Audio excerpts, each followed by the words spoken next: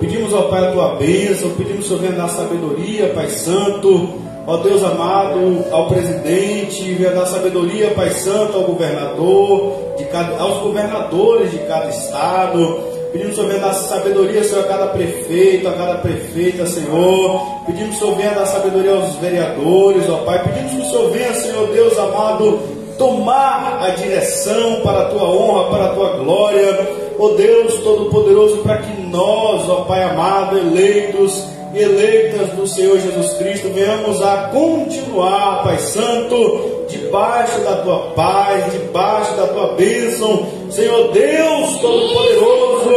Em nome de Jesus nós pedimos, ó Pai, que a salvação do Senhor Jesus Cristo venha chegar aos corações, ó Deus, daqueles que são teus filhos e filhas, ó Pai, a libertação, a transformação. Entregamos todos nas mãos do Senhor, Pai Santo, em nome de Jesus Cristo. Amém.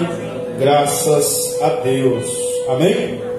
Glória ao Senhor nosso Deus. João capítulo de número 7, versículos de 1 a 9. Louvado seja o nome do Senhor nosso Deus. Esse playback está... a qualidade não está legal, está estranho, está esquisito. Vou rebaixar, tornar baixar novas com qualidade melhor. Está esquisito. Mas amém, glória a Deus. Vamos glorificar o Senhor. João capítulo de número 7, amém? João capítulo de número 7, versículos de 1 a 9. Jesus e os seus irmãos. Depois disso, Jesus começou a andar pela Galileia. Ele não queria andar pela Judeia, pois os líderes judeus dali estavam querendo matá-lo. Aconteceu que a festa dos judeus, chamada Festa das Barracas, estava perto. Então os irmãos de Jesus disseram a ele: sai daqui e vá para a Judeia, a fim de que os seus seguidores vejam o que você está fazendo. Pois quem quer ser bem conhecido não deve esconder o que está fazendo, já que você faz essas coisas, deixe que todos o conheçam. Até os irmãos de Jesus não criam nele. Ele, porém, respondeu: a minha hora ainda não chegou, mas para vocês qualquer hora serve. O mundo não pode ter ódio de vocês, mas tem ódio de mim, porque eu afirmo que o que o mundo faz é mal. Eu afirmo que o o mundo faz é mal. Mas vão vocês à festa. Mas eu não vou, porque a minha hora ainda não chegou. Jesus disse isto e ficou na Galileia. Amém? Amém. Glória ao Senhor nosso Deus. Queridos, por que João diz que os irmãos de Jesus não criam em Jesus, não tinham fé em Jesus? Primeiro, porque Jesus faz tudo com finalidade e propósito de glorificar ao Pai, ao Senhor Deus Pai que o enviou. Jesus não faz nada com o propósito de se exibir, de mostrar que ele era bom, que ele podia fazer, de que ele estava ali para ser famoso. Jesus não fazia nada com esse propósito, mas ele foi mal interpretado pelos seus próprios irmãos. Os próprios irmãos de Jesus olham para Jesus e parece que estão dando um bom conselho, mas eles estariam dando um bom conselho aqui para um astro de cinema. Eles estariam dando um bom conselho aqui se fosse para um mágico que quisesse fazer truques e ser famoso e conhecido por essa coisa, por essa arte que ele fazia.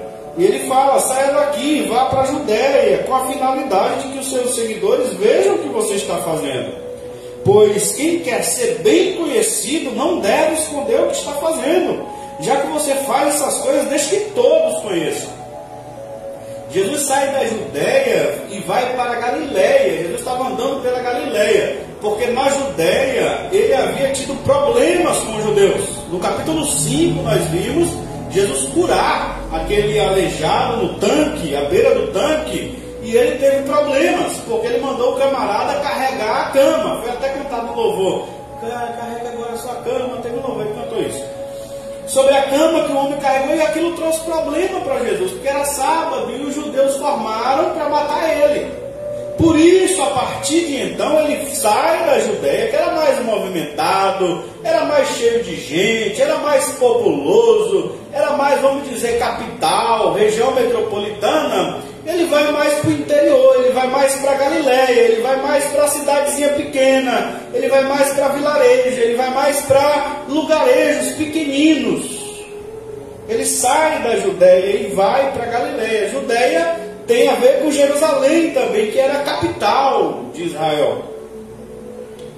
E se você quer ficar famoso, vai para a capital, vai para megalópole, vai para coisa grande, para que você tenha fama. E não aqui na Galiléia, tão pequena, né, e desprezada, a Galiléia dos gentios. Mas Jesus ele ia para a Galiléia, e a intenção de Jesus não era se exibir.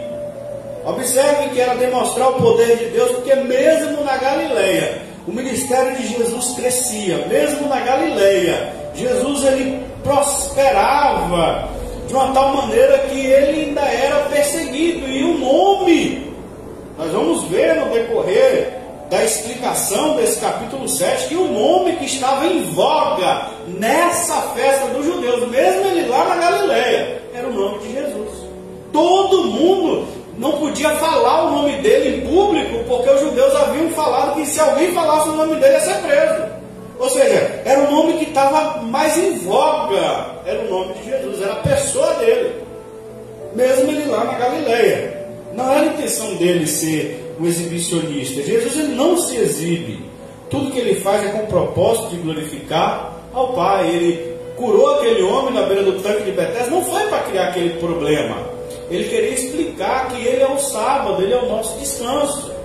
E mostrar que agora Deus trouxe descanso ao seu povo, o verdadeiro repouso que o povo tanto esperava, como está lá na galeria de Hebreus 11, na galeria dos heróis, que todos descansaram e não entraram no descanso. Entrar em Canaã, entrar em Jerusalém, não foi o descanso que Abraão, Isaac, Jacó esperavam, Moisés e todos os heróis ali de Hebreus 11. Eles esperam a cidade não feita por mãos de homem, onde Deus é o artífice, onde Deus é o construtor. E Jesus é a única porta. Se alguém quer entrar no céu, Jesus é o único caminho que leva até o céu, que é o descanso. Se alguém quer entrar no céu, Jesus é a única porta para a entrada no reino de Deus. É Jesus, Jesus é a porta. Jesus é o caminho, Jesus é a porta. Não existe outro caminho, nenhum outro caminho leva a Deus, só Jesus.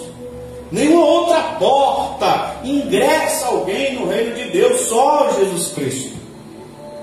E é isso que Jesus demonstra o tempo todo nos seus milagres. É isso que ele fez quando ele cura aquele homem ali à beira daquele tanque. É isso que ele faz quando ele multiplica os pães e peixes. É sempre mostrando que Deus proveu para nós um Salvador, que é Jesus.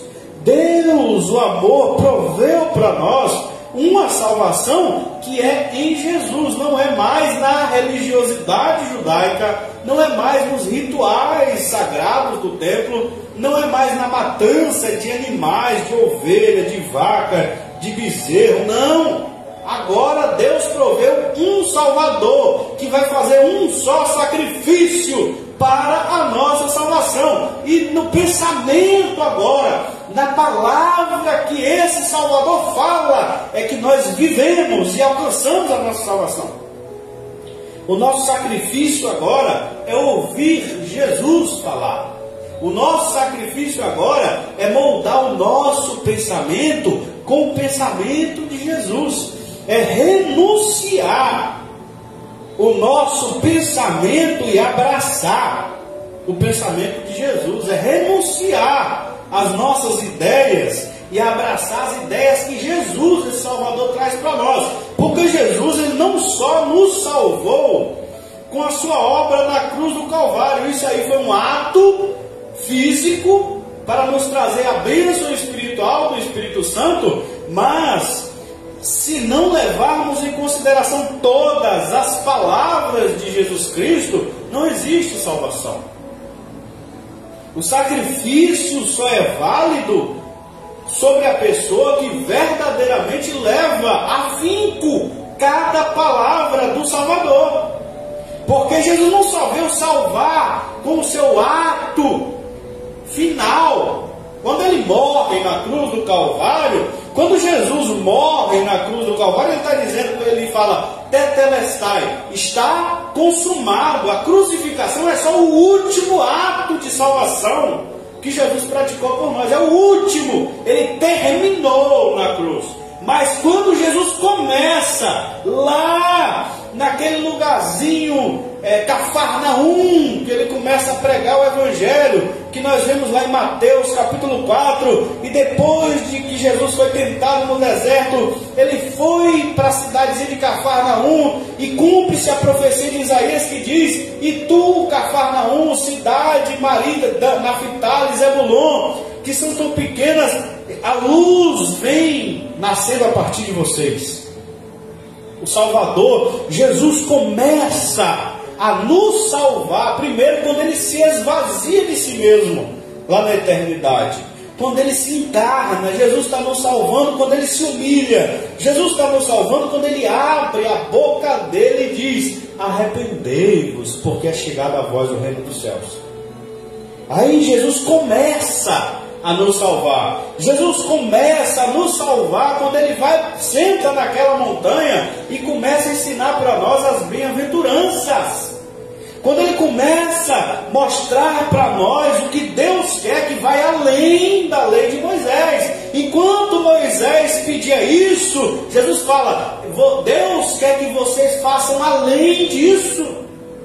Olha que disseram aos antigos, é assim, assim. Eu falo, porém, que tem que ser desse outro jeito, é além do que Moisés falou. Se a vossa justiça não for além do que os escribas e fariseus pregam, vocês não podem entrar no reino de Deus. Jesus nos salva aí.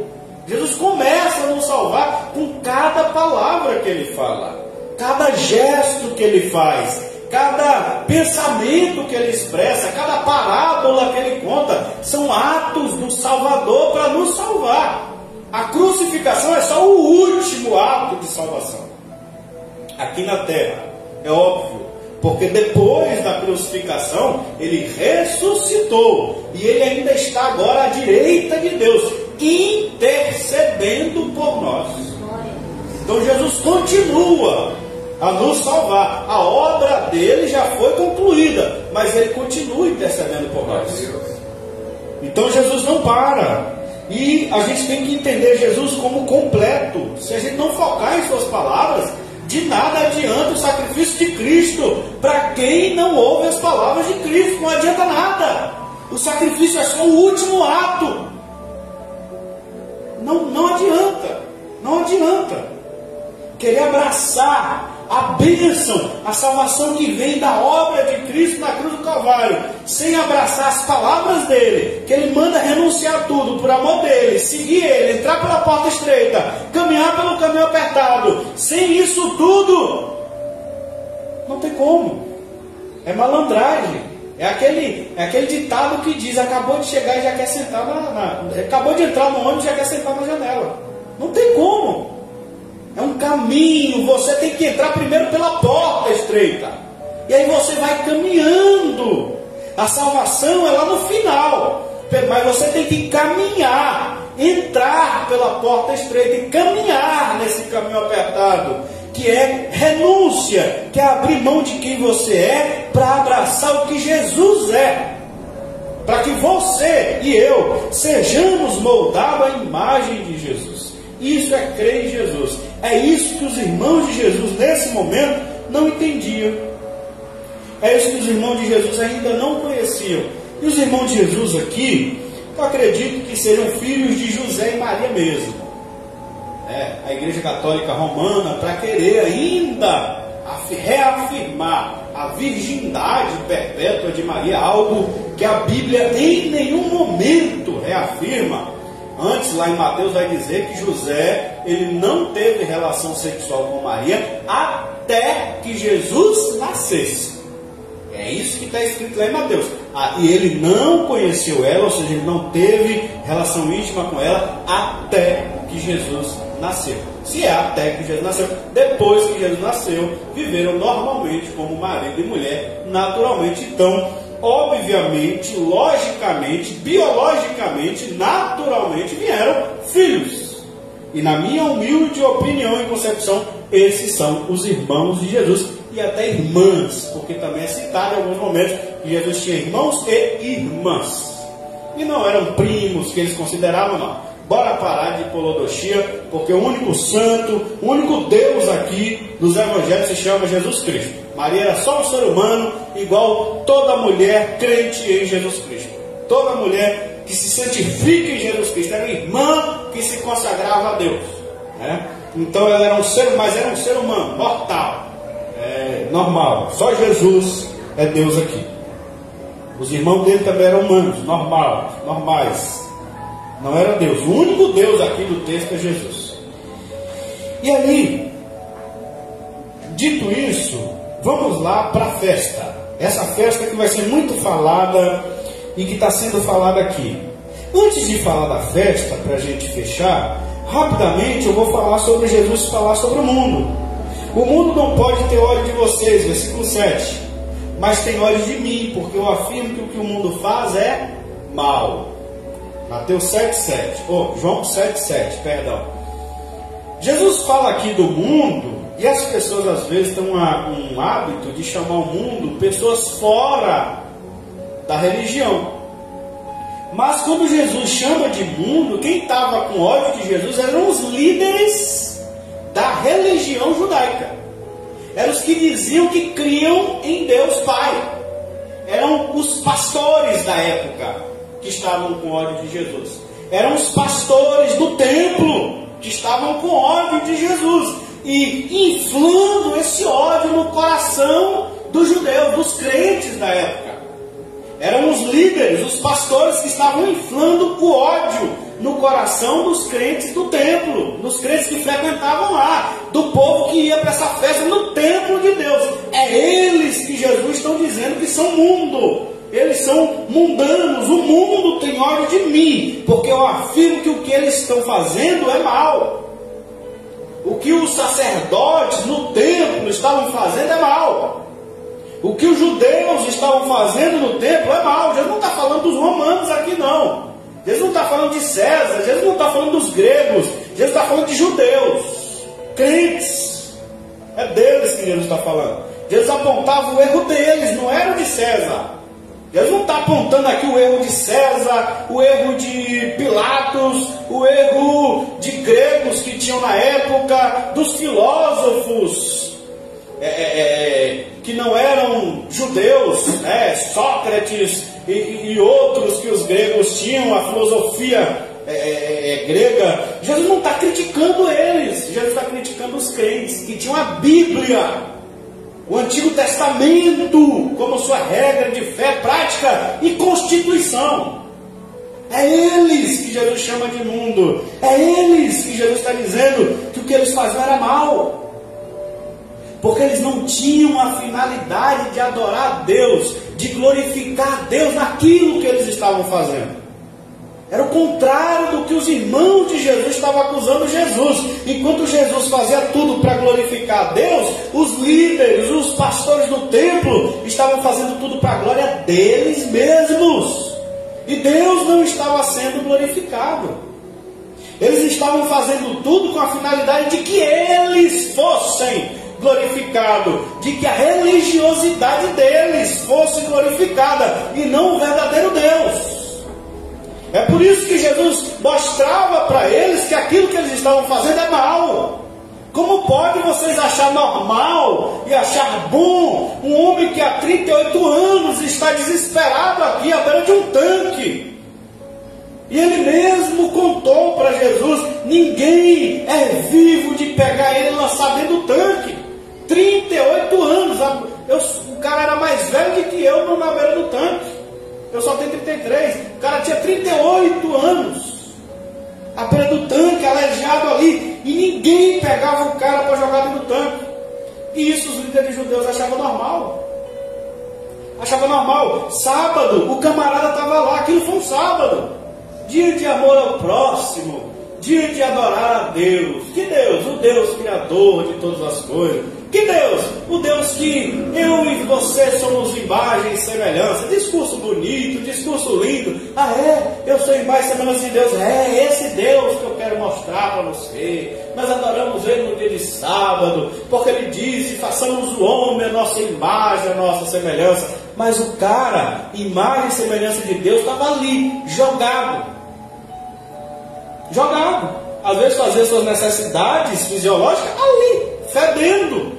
Estava ali, fedendo. A imagem e semelhança de Deus estava ali, caído no chão, prostrado, sujo, urinando ali, às vezes até talvez defecando ali, e parava ali, não podia fazer nada, coitado. E o tanque movia a água, e alguém estava com o braço um pouco torto, estava com o dedo entrevado, doendo, pulava na frente dele. Eu posso pular, você continua aí. Pulava na frente e saía bem. Alguém estava com a dorzinha de cabeça, a água agitou, pulava no tanque, saía curado e o cara ficava lá. E para os líderes judeus isso era super normal. 38 anos eles fizeram vista grossa para isso, está maravilhoso. Dane-se aquele pobre homem. Jesus entra uma vez na festa e resolve a situação. E isso causou alvoroço. Aquele homem que está 38 anos jogado ali como se fosse um esterco, como se fosse uma sacola de lixo. Aquele ser humano, a imagem e semelhança do Deus que eles pregam, está ali jogado como se não fosse nada. 38 anos. Para eles isso aí não é nada, dane-se, o problema é dele, não é meu, não é nosso. Quando Jesus resolve o problema do camarada, só porque Jesus manda ele carregar a cama dele, que lógico, não deveria ficar ali, devia estar até fedendo a mijo e lavar, Jesus manda: pega sua caminha, rapaz, ajeita aí, você já está curado, vai para casa, meu filho, vai tomar um banho, vai se limpar, vai ficar bonitinho, produzido, volta amanhã, volta mais com as suas próprias pernas agora, vai lá, meu filho, se alimenta, faça a sua própria comida, passa na loja que você quer passar. Agora o homem tinha liberdade, tinha dignidade, tinha autonomia.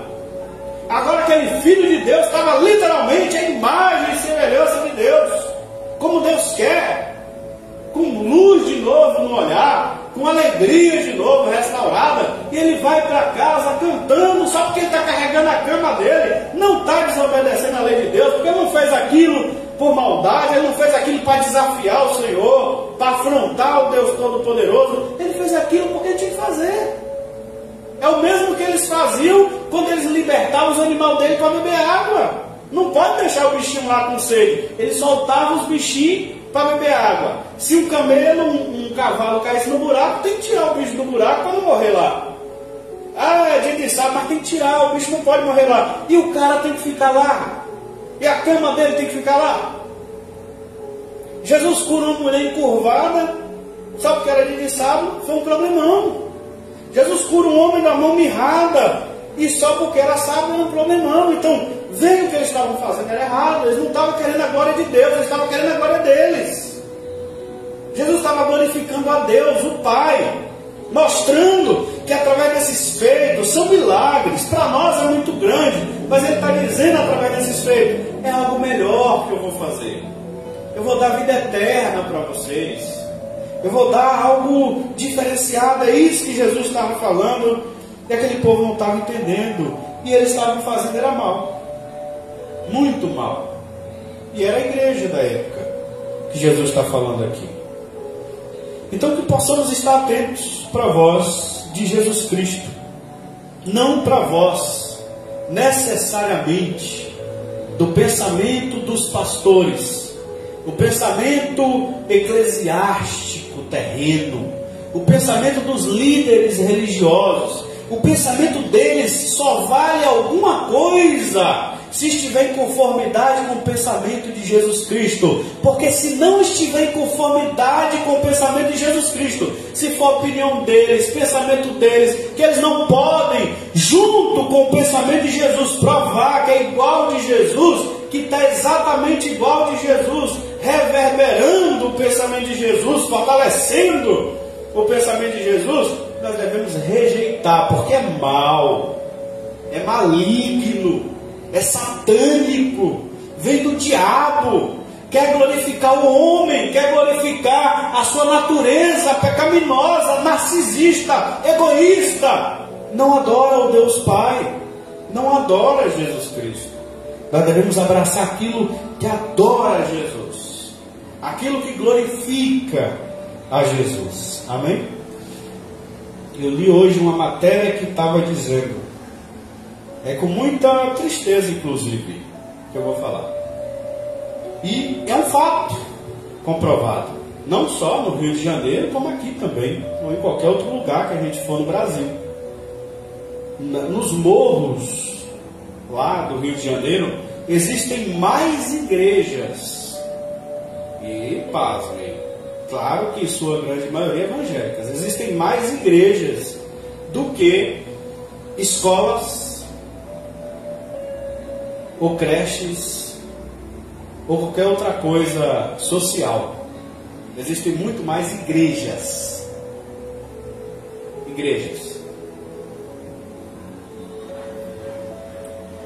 E qual é o problema das igrejas, não só lá? Porque eu vi outro vídeo, não sei se aquilo é real ou não, disse que tinha uma mulher no Maracanã lá, profetizando até que aconteceu alguma coisa nesse negócio que fizeram aí no Maracanã. Mas, gente, o juízo de Deus está vindo em vários lugares, não só no mundo, mas no Brasil também. É por culpa de quem? Dos que se autodeclaram igreja. O juízo de Deus está descendo inclusive sobre esses coitados, sobre esses meninos que perderam suas vidas por culpa de quem? Crentes, líderes religiosos, que ao invés de transmitir a verdadeira mensagem de Cristo a esses corações, que ao invés de levarem a verdadeira palavra, o verdadeiro evangelho, tem se misturado com o mundo e se tornado mundanos, se envolvido com coisas que não deveriam se envolver, se embaraçado com coisas deste mundo, onde a luta da igreja é contra principados e potestades, é uma milícia espiritual. A igreja tem se embaraçado com política terrena. A igreja tem se embaraçado com políticos terrenos. Esse é o problema. Esse é o problema. Os políticos precisam de Jesus. Os líderes que estão constituídos, todos, precisam de Jesus. Olha para os crentes. Os crentes, até 2021, falo com ousadia, e falo porque eu sou crente, desde que nasci. E eu vi os crentes orarem pelos seus governos. Eu vi os crentes orarem pela autoridade que foi constituída por Deus em 2018. Eu vi os crentes orarem de 2018 a 2022 em favor, para Deus abençoar. Era um jejum pela nação, jejum para abençoar, jejum para abençoar a economia. Aí Deus, porque é Ele quem destitui e é Ele quem constitui. Deus destituiu um em 2022, Deus constituiu outro. Deus fez isso em 2022. E outro começa a governar de 2023 para cá. E os crentes pararam de orar em favor da nação. Você não vê mais jejum em favor da economia, jejum para Deus abençoar a nação. Você não vê mais jejum para Deus abençoar, dar sabedoria ao governante da nação. Você não vê mais. Você não vê. Que Deus ilumine o nosso presidente. Você não vê frases do tipo. Você não vê orações do tipo. Por quê? Deus mudou? Deus quer dizer que Deus sentou no trono e mandou então outro ser fazer a troca de governo? Se está escrito que é Ele Quem destitui é Ele que constitui. Viu como a igreja está errada? Viu como a igreja não está em conformidade com o que Jesus diz? É Deus quem faz. Ano que vem é novamente ano de eleição. Quem vai fazer a troca ou permanecer é Deus. Não está na mão da igreja, nem deve estar na mão da igreja, nem de ninguém que vai na urna votar. O resultado no final daquele domingo, se existir aquele domingo, se Jesus não voltar daqui até lá e acabar com absolutamente todos os governos do universo, se existir aquele domingo de outubro do ano que vem, aqui no Brasil, quem vai declarar no final da noite não é o jornalista da Globo, não é. Não vai ser o juiz. É o juiz, né? Eu acho que não vai ser juíza do TSE, não. O ministro, nem ministra. Vai ser... Não é o juiz ou juíza do TSE que vai declarar lá quem é que venceu. É Deus quem determina. Ele já sabe quem. Ele já sabe. Cabe à igreja apenas orar e abençoar em respeito ao Deus Todo-Poderoso e viver pregando o Evangelho. Eu vejo a igreja se reunir, já vi várias vezes, se reunir para orar por esses meninos que estão perdidos e precisando de Jesus, com arma na mão, com droga na mão, vendendo droga, sem esperança. E eu vejo às vezes irmãos se reunindo para orar por eles, para Deus proteger eles. Tudo bem orar para Deus proteger eles, mas tem que orar para Jesus libertar eles, para Jesus salvar eles, porque ali são almas que carecem de salvação. E o inimigo, se o inimigo está ao redor de nós, procurando quem possa tragar, imagine ali em volta daquelas almas. Ele está o tempo todo com a boca escancarada, rogando a Deus para tragá-los, o tempo todo. O diabo fica babando para ver aquilo que aconteceu lá. 120 almas, mais de 100, a sede de sangue dele ser saciada, igual aconteceu. Sabe como é que o diabo ele é parado e vidas vêm a Cristo? Quando oramos para Jesus salvar, quando oramos para Jesus libertar, quando oramos para Jesus amarrar os principados, amarrar as potestades, repreender os demônios que escravizam essas vidas, que cegam eles. Paulo vai dizer: é o príncipe destes séculos que cega eles. Eles veem um amigo morrendo, mas não dão a mínima para o conselho da mãe e do pai, porque estão cegos pelo diabo e precisam que os olhos sejam abertos. Por quem? Por Cristo. É só Jesus que pode abrir. E os jovens têm que orar. Eu me lembro ainda, no fim dos anos 90, foi quando eu nasci, quando a igreja ainda orava para Jesus fechar os botecos, para Jesus quebrar a força dos botecos e profetizava. Os crentes oravam e pediam para que Deus plantasse em cada esquina a igreja, em vez de ter em cada esquina um boteco, cada esquina fosse igreja. Essa igreja onde estamos aqui hoje, na época, era um boteco. Lá em frente era a igreja que orava desse jeito, e hoje o boteco está fechado e a igreja está aberta aqui, para a glória de Deus.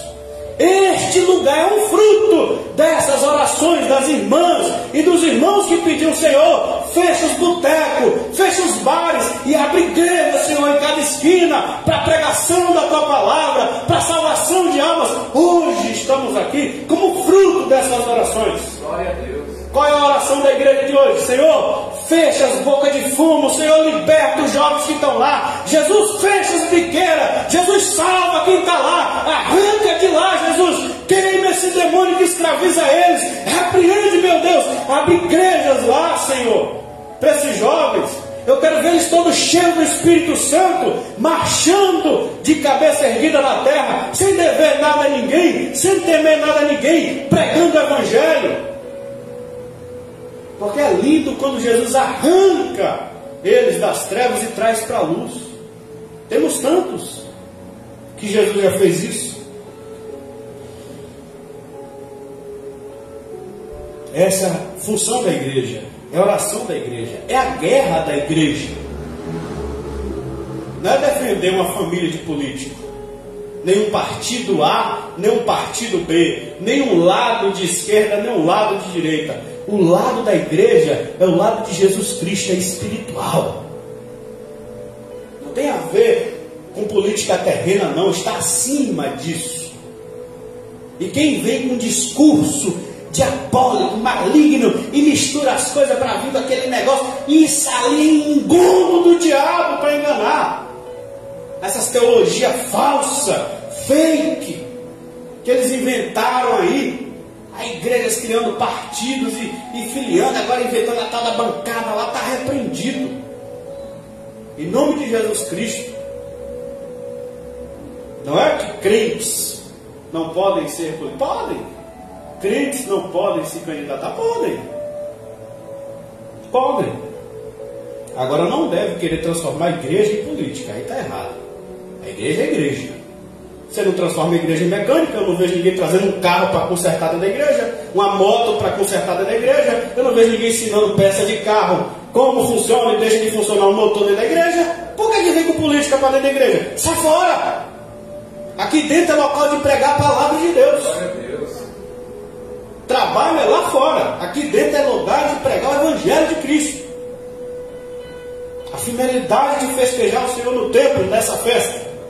Jesus estava dizendo que não ia naquele momento. Jesus estava agindo com prudência. Porque ele estava sendo perseguido. Ele precisava ser prudente. Ele estava na direção do Espírito. Depois Jesus foi. Não foi igual todo mundo ia, em público. Ele foi escondido, mas ele foi para a festa. Porque tinha um propósito nessa festa, chamada Festa dos Tabernáculos, Festa da Barraca.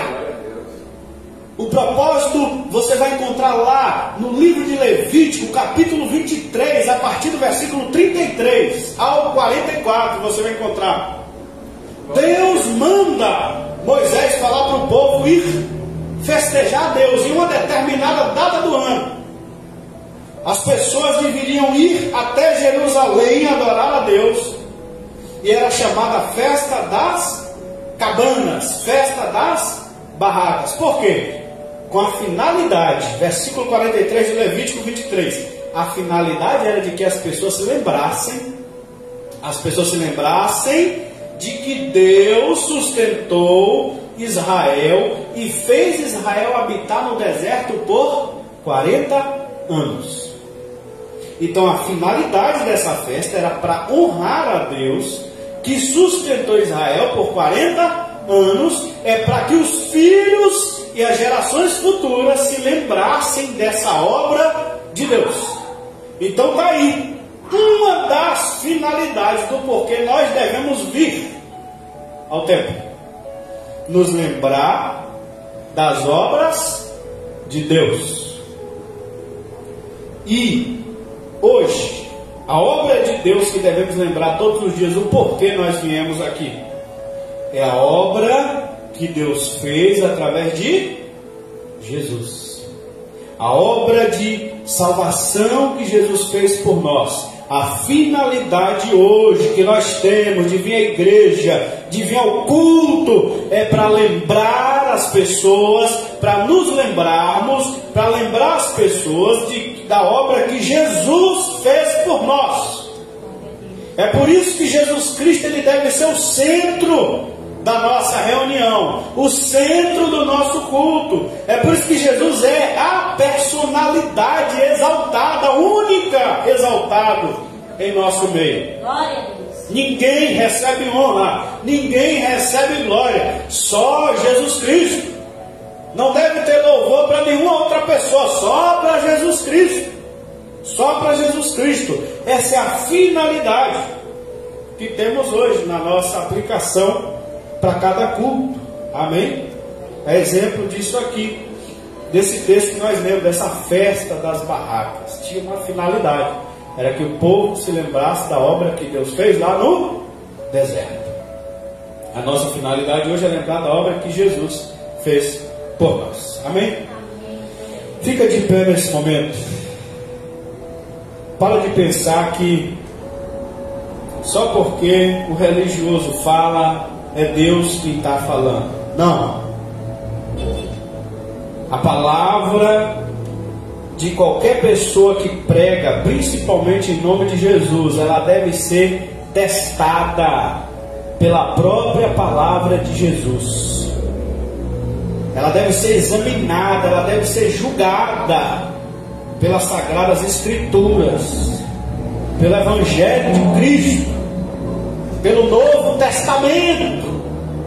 Não me venha com engondo usando só o Antigo Testamento, que nós vai passar por Cristo para ver se isso realmente é a palavra de Deus ou você está igual Satanás no deserto, misturando para enganar. Usou até o Salmo 91. Mas Jesus, ele usa a palavra para explicar a palavra e não o pensamento humano. Amém? Que possamos julgar e somente aceitar aquilo que Jesus fala, porque Jesus disse daquele tempo, e a gente tem que vigiar até hoje, porque as obras que o mundo faz é mal. Por mais que estava com a fachadinha de crente e de igreja, o que ele estava fazendo era mal. Isso precisa ser provado por Jesus para ver se é bom. É Jesus que mostra, isso aqui está certo, isso aqui não. É Jesus que fala. Amém? Glória ao Senhor. Aqui nós só aceitamos aquilo que Jesus fala, aquilo que está em conformidade com o Evangelho e a palavra de Jesus. Aleluia. Amém? Vamos agradecer ao Senhor porque nós cremos em Jesus. Bondoso Deus, graças damos pela tua santa palavra. Bondoso Deus, graças damos por Jesus Cristo. Pai Santo e Eterno, pedimos humildemente que Ele nos perdoar os nossos pecados e falhas. Nos ajuda, Senhor Deus amado, a discernirmos e andarmos sempre em conformidade com Jesus Cristo. Bondoso Deus, eu peço que a graça do Senhor venha nos ajudar. Deus, em nome de Jesus, eu peço que o Senhor repreenda, ó Deus, toda a força maligna que tem tentado nos afastar de Ti, Senhor. Deus amado, entregamos nas Tuas mãos, Senhor, a juventude do nosso país, os jovens das periferias, entregamos nas mãos do Senhor. Entregamos nas mãos do Senhor, Pai. Ó Deus, os quatro cantos deste país Brasil. Pedimos, ó bondoso Deus, que o Senhor venha fazer conforme a Tua vontade, conforme o Teu querer, para a honra e a glória do Teu santo e bendito nome, Pai amado. Jesus, desperta Teus filhos. Jesus, desperta Tuas filhas para orarem, para intercederem, para chorarem, para clamarem ao Senhor Jesus em favor das almas, em favor das ovelhas do Senhor Jesus Cristo que estão perdidas, meu Deus. Jesus, quebra essa força maligna, satânica, esse engano maligno, ó Pai, que veio contra a igreja do Senhor Jesus Cristo para dividir, para abalar, usando, Senhor, essa estratégia demoníaca de envolvimento, ó Pai, com a política terrena. Senhor, joga por terra esse império das trevas, meu Deus. Repreende, meu Pai, nós rejeitamos, nós repreendemos em nome de Jesus Cristo. Eu peço, meu Deus, Senhor, vem libertar, Jesus, os corações e as mentes das ovelhas do Senhor Jesus. Quebra, Jesus, as forças malignas que têm operado o engano, a mentira e a doutrina de demônios. Eu peço que o Senhor venha quebrar, meu Senhor Jesus, por Tua bondade, ó Deus eterno, em nome do Senhor Jesus Cristo. Amém. Graças a Deus, glória ao Senhor Jesus. Faz assim com sua mão. Que a graça de nosso Senhor e Salvador Jesus Cristo, o grande amor de Deus, nosso eterno Pai, a comunhão e a consolação do Espírito Santo de Deus seja conosco, seja com todos os nossos irmãos e irmãs espalhados sobre toda a face da terra. E nós dizemos: amém. Que o Senhor te abençoe e te guarde, que o Senhor faça resplandecer a luz do seu rosto sobre ti, que o Senhor tenha misericórdia de ti, Que o Senhor sobre ti levante seu rosto e te dê a paz. Amém? As palmas louvam ao Senhor Jesus. Nosso culto está encerrado em nome de Jesus.